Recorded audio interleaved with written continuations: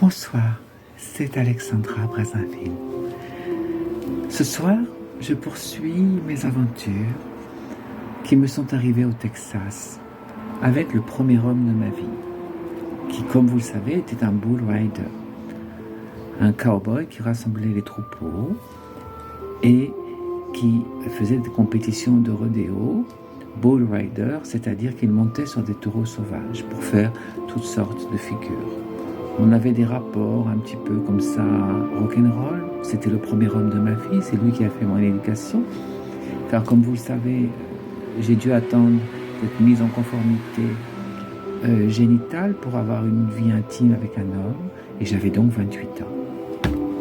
Et lui était un petit peu plus jeune que moi, puisqu'il en avait 26. Mais il ne savait pas que, pour moi, il était le premier.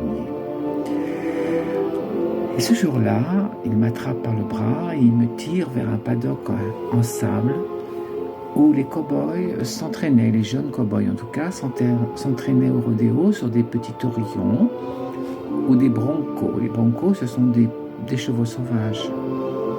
Mais là, c'était des poulains qui n'étaient pas trop violents pour s'entraîner pour leur compétition. Et en m'approchant, je comprends que c'est le baptême du feu. Il va falloir que moi aussi, je fasse mes preuves et que je montre mes aptitudes à faire du rodéo, ce qui n'était pas du tout ma tasse de thé, comme vous l'aurez compris. Et je vois entraver au milieu du paddock une petite vache qui grattait le sol de son sabot et alors qui me regardait d'un air vicieux et inquisiteur. Donc j'essaye de faire comprendre à mon cow-boy que non, ça ne me passionne pas et que je veux retourner chez moi dans ma chambre.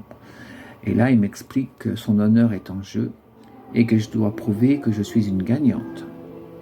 Bon, on m'explique que je peux tenir, puisque je suis une fille, la corde avec les deux mains, alors que les garçons doivent la tenir uniquement avec la main gauche et l'autre main doit être à angle droit en l'air. Donc, on me met sur la vache, on enlève les entraves, on lui met une claque sur le derrière, et voilà la bestiole qui part en faisant des cabrioles, des sauts, des embardées, et qui lance ses pattes à droite, à gauche. Je ne sais pas comment j'ai fait. J'ai réussi à tenir les 8 secondes réglementaires avant de manger la poussière. Je n'étais pas très fier de moi, mais enfin bon, j'ai dit enfin, je suis tranquille, mais pas du tout. Voilà-t-il pas que ces messieurs m'attrapent et commencent à me jeter comme une poupée de chiffon en l'air et à me rattraper, à me jeter en l'air, etc., etc. Jusqu'au moment où 2 de ces messieurs ont décidé que bon, ça commençait à bien faire et qu'il y avait peut-être autre chose de plus intéressant à faire, comme par exemple aller boire une bonne petite bière fraîche. Du coup, ils sont partis et je me suis écrasé par terre. Donc, j'étais pas très content, j'avais un peu mal au dos. Et j'ai poussé mon cow-boy comme ça et je suis parti furax m'enfermer dans ma chambre. Et là,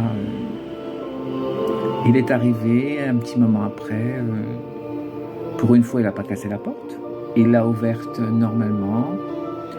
Et ce garçon-là, il avait une façon à lui très particulière. Il ne disait pratiquement jamais un seul mot, mais il se faisait comprendre de façon relativement virile, mais juste avec ses yeux, ses attitudes. Il m'expliquait ses émotions, ses sentiments, ses désirs aussi. Et là, il m'a attrapé par la nuque, il m'a collé à lui, il m'a embrassé, et j'ai vu qu'il avait les yeux tristes. Alors bon, je m'en suis un peu voulu d'avoir réagi comme ça. Et là, évidemment, on a fait un câlin, et ce jour-là, pour la première fois, la petite étincelle que je cherchais désespérément avec lui, je l'ai trouvée. Mais j'ai compris aussi que ça allait terriblement compliquer mon départ en Europe et qu'il commençait vraiment à s'attacher à moi et moi à lui. Voilà. Voilà une autre étape de ma vie au Texas, parmi tellement d'autres que je vous raconterai. Merci de votre écoute. Alexandra.